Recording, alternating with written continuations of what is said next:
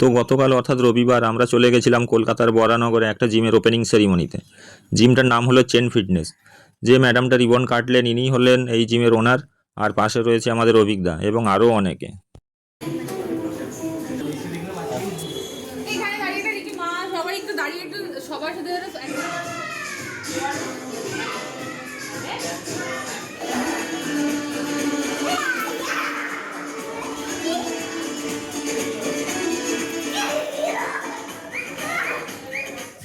জিমের এনভায়রনমেন্ট এবং সেটআপ খুবই সুন্দর, প্রত্যেকটা ইকুইপমেন্ট খুবই ভালো।